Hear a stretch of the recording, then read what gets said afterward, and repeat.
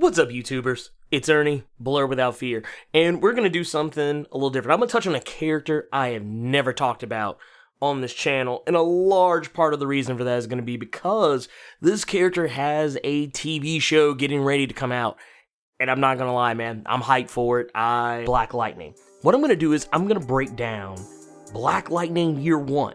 And the reason why is because I didn't want to do the 77 run because that run has been retconned. It is not canon anymore. So we're not going to talk about it. Though there are some times I will probably throw head nods to things that are from the 77 run. And I'm not going to do Cold Dead Hands yet because that run is a soft reboot, but we don't know how soft yet. So we're going to focus on Year 1 and that's it. But before I do that, let me know what comics you think I should do a video on. Sound off in the comments. If this is your first time checking out my channel, consider clicking subscribe so you can become one of Earth's mightiest subscribers and tap that bell button so you know when I post new videos. So when we pick this story up, Jefferson Pierce has not fully become Black Lightning yet. He's recently moved back to Southside Metropolis with his wife and his daughter Anissa, who is now Thunder in the current comic book continuity. And they haven't had their daughter Jennifer yet, who later becomes Lightning. They move back to the South Side, also known as the Suicide Slums, which is literally the shittiest part of Metropolis. Think of it as Gotham, but the ghetto. Jefferson Pierce moves back and becomes principal of Garfield High. And he's a legend in this neighborhood because he went away, moved on, became an Olympic athlete, became this icon to the people of that neighborhood. And he wants to come back and give back to his community. And the way he's going to do it is he's going to go in, he's going to take over the school, and he's going to get these kids straightened out. But the other reason that he comes back is that he's come back to get rid of this gang that has been overrunning the South Side called the 100. And he takes it to the 100 almost immediately coming in. I mean, he goes after their gangs, he's fighting off all their thugs and henchmen. He even reunites with his childhood father figure, Peter Gamby, who was a friend of his father, Alvin Jefferson, but he died, and Peter Gamby kind of came in and became the father figure for him that he needed growing up. And Peter Gamby's like, I know you have these powers, I've tried to help you learn how to use these powers. Here, let's take these powers and use them to save this neighborhood. And they do so. Black Lightning goes out and he starts taking it to 100 on a nightly basis. One of the first things we realize in this comic is that he is not a normal human. He doesn't use a control belt like he did in the 1977 version of the character. He was born with his powers, but he really doesn't have any control over them. Like, he can't manipulate lightning the way that we expect Black Lightning to do so. Both Jefferson Pierce and the Black Lightning persona are hurting the 100's business so much that they strike back. And one of Jefferson's more promising pupils, who he discovers is, running with the 100, he's doing some shady stuff, he's committing thefts and, just being a real shithead kid, even though he shows a lot of promise. He takes him under his wing and tries to get him on the right track, but when he does, the 100 kills him and pins him to the trophy case inside the high school. This echoes a moment from the 77 run where the same character, who is named Earl Clifford, is killed by Joey Toledo and left hanging from the basketball goal in the gym of the school. And this galvanizes Jefferson to even further go after them. It even gets to a point that Black Lightning is causing so much of a wave in the Suicide Slums that it catches the attention of Superman. And I know what you're thinking, it's like, Superman? Really? In the ghetto? Yeah, no, it's actually kind of a weird thing, yeah, because when he doesn't show up as Superman. He shows up as Clark Kent, investigating for a story. And Clark is kind of in on the fact that Jefferson might be Black Lightning. But the problem is that he doesn't have any proof, and when he tries to question Jefferson, trying to get information out of him, Jefferson is so cool, calm, and collected that Superman can't even read his heartbeat and notice any differences, any changes, any skips in his heartbeat when he asks him certain questions. And Clark even has to admit that this guy is either not Black Lightning or he's so strong-willed that he just doesn't show any sign of guilt. And one of the things I like about this story is that Superman features heavily in the original Black Lightning run from 1977, but I like the way they depict him better in this because Superman in the 1977 run kind of comes off a little slick racist and is, though he's technically white knighting for the suicide slums, he does kind of dismissively refer to it as a jungle. And I'm sorry, you just don't call a neighborhood of black people a jungle. You just don't do it. And Clark and Jefferson, they have a lot of back and forth that is very reminiscent of the scene in Batman v Superman where Bruce Wayne and Clark are kind of making their cases for their respective personas, but as if they are not the other person. Because Clark makes a comment saying that maybe Black Lightning is doing some good, but at least Superman lets people see who he is. Jefferson claps back and says, unfortunately, we don't see Superman around here. He don't come to the ghetto. Clark has to sheepishly admit that Superman doesn't come to this part of town. He also points out that Superman has an issue with being in this area because there's something that dampens his powers when he's here. And at first we kind of take it as like, oh, he's just making excuses. But we find out later there is a little more truth to it. One of the things I like about this better than the 77 version is that, in that version, Superman and Black Lightning are immediately enemies because they're both, and it's that thing, I can't stand it. I hate it so much. When two superheroes meet, they can't just say, hey, I'm a superhero, you're a superhero, let's be friends. No, they have to have some kind of a misunderstanding, and they have to fight each other to validate one hero or the other and show that they're as powerful as the writers want them to be. And I'm sorry, but that's just really lazy. But in this one, they actually allow them to kind of become friends. Like, there's really no antagonistic moment between Superman and Black Lightning in this entire 6-issue run. After Clark and Jefferson kind of become friends, some later crime-fighting shenanigans lead to Black Lightning getting hurt. Peter Gamby and the rest of the Jefferson family come together, and they make Black Lightning a costume. And this costume is made out of some amazing material, very conductive, and also a control belt, not unlike the one he used to actually get his powers in the 1977 run, only in this version, the belt actually just helps him control his powers. Once he gets his new gear, he goes after Joey Toledo, another character from the 1977 version of the story, who is, in this one, he's less of a character than he was in the other one, but he wasn't much of a character in the original run either. But Black Lightning captures him and turns him into the police. Unfortunately, though, before the police actually get their hands on Joey Toledo, someone kills him and makes it look like Black Lightning did it, pretty much electrocuting him to death. And Jefferson and Gamby find out about this over the radio. This actually leads to Detective Bill Henderson coming to Black Lightning and reaching out to him, and coming to him as an ally.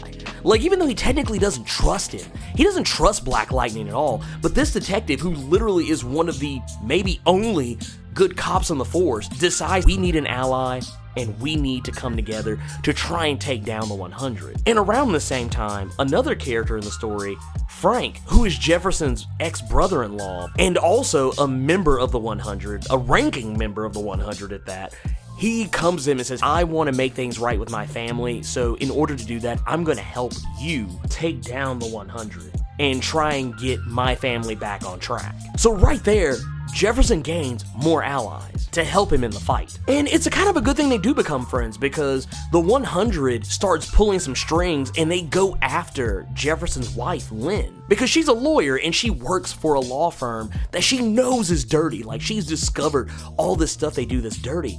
But because the 100 has their hands in so many different pies that it goes so deep, they find a way to get Lynn into the spotlight and oust her as being a dirty lawyer. And while this is happening, Clark comes to Jefferson's aid along with Lois Lane, and Lois offers to write an expose and use Lynn's story to oust the 100. But this ends up kind of taking a backseat because it's not really that important. They try and make you think it's important.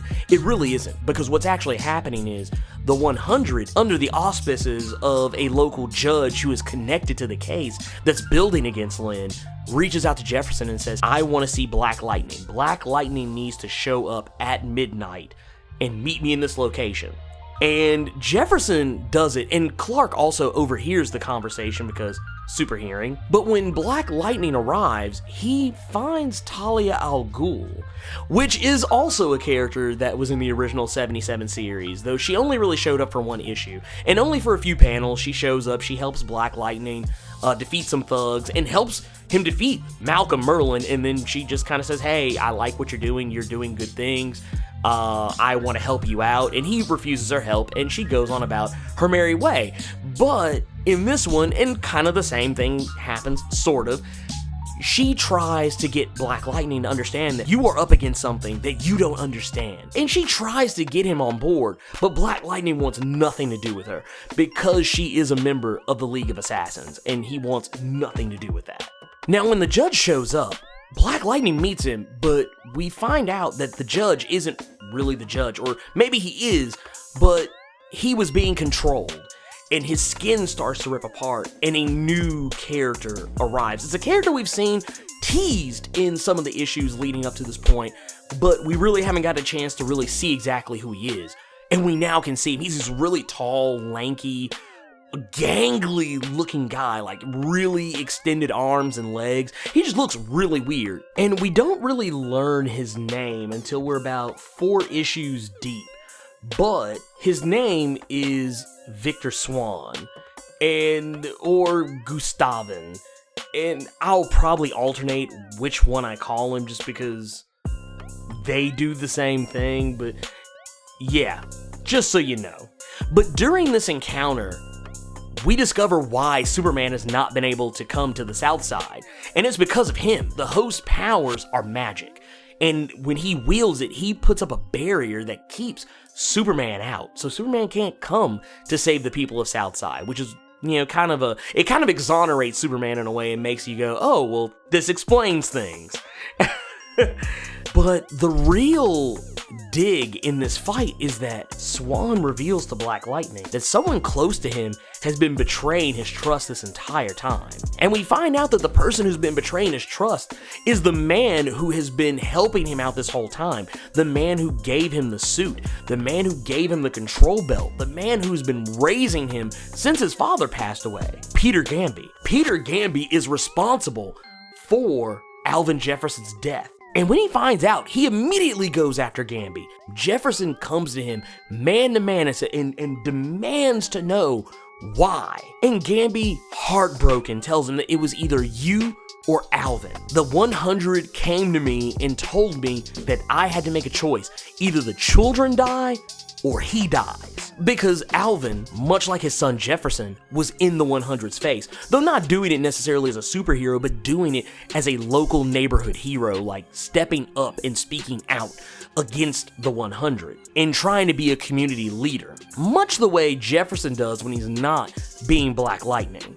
And this doesn't really make it any better, and Jefferson pretty much shuns him and tells him to leave him and his family alone. And with this information, he goes ham on the 100 and is just going after him for everything they're worth. But while he's doing that, they go after his family, and Gamby goes to protect them. Peter Gamby says that I promised I would never let anything happen to the children of Alvin Jefferson. I would never let anything happen to his family. And he goes to try and save them, but by the time Black Lightning realizes what's happening, it's too late. He gets back and finds Gamby shot to death on his porch. After Gamby's death, Black Lightning goes back to the building where Gamby ran his tailoring operation, and he finds Talia al Ghul.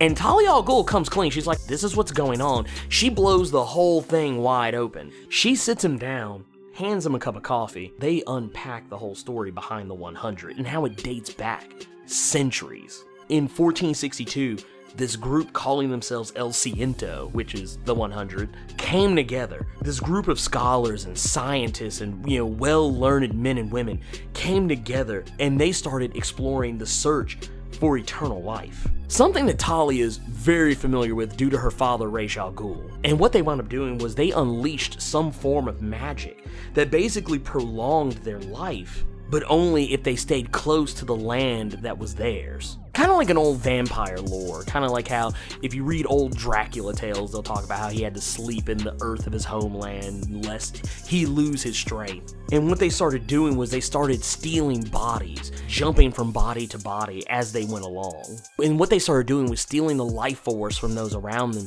through their emotions. Some using love and pleasure, while others actually use fear and misery, which is what Swan uses. Misery and fear. Talia informs Black Lightning that Swan's body is failing, so if there was a time to strike, it's gonna be now. But Gustavin is getting desperate. He sends Tobias Whale, who's been in this book a lot and haven't talked about him much because he doesn't really do anything. The Tobias Whale of the original 1977 run was pretty large and in charge in that book, and I'm saying and there's really no pun intended there because he is a large character in that run. But the thing is, the main difference is that in that run, he was more of a Kingpin stand-in.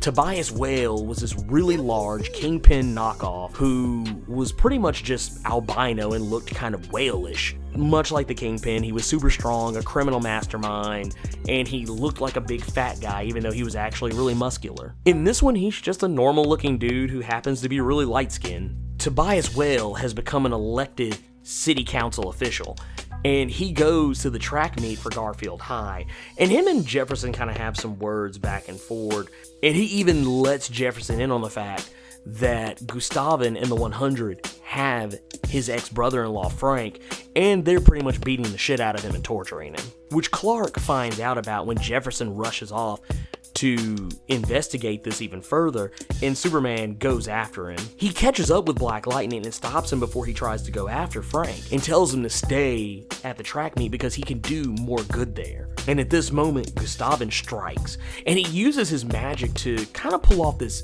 fear effect, very similar to the Scarecrow. Instead of it being a toxin or gas, it's magic. And the people start turning on each other. The cops start trying to shoot the students start freaking out and running away from the cops because it's starting to make each of them look like monsters to the other person. But Henderson finds a way to snap himself out of it by drawing blood, and when he does, he kind of gets everybody else on board to get them to rally together, and the people do.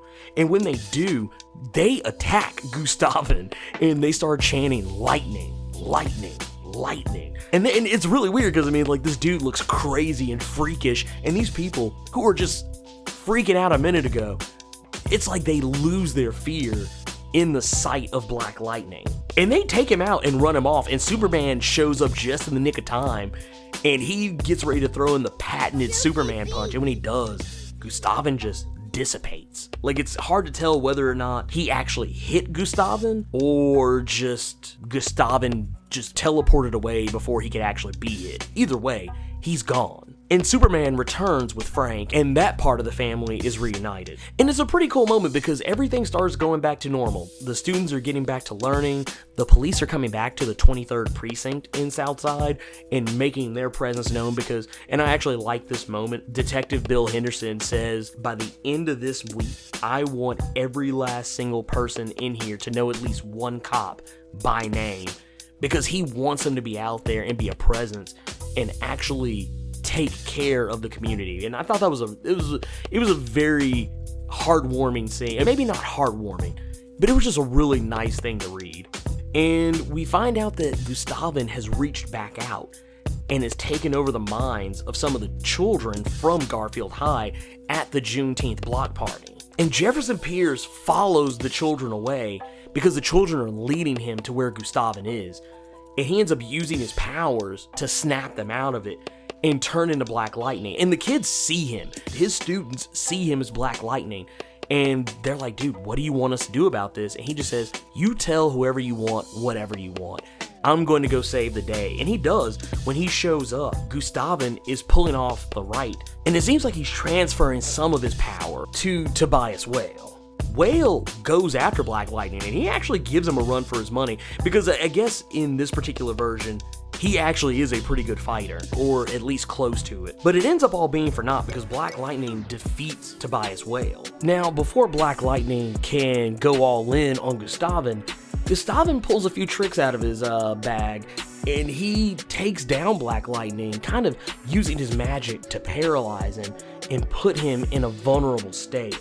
The thing that messes us up is that Gustavin starts gloating and, you know, doing that thing that villains do where they start monologuing, and this gives Black Lightning the opportunity to unleash his power at its full potential and blast Gustavin almost to the point of death. but he has just enough strength to try and reach out to Tobias and get him closer to Black Lightning so that he can finish the rite, because there's still time.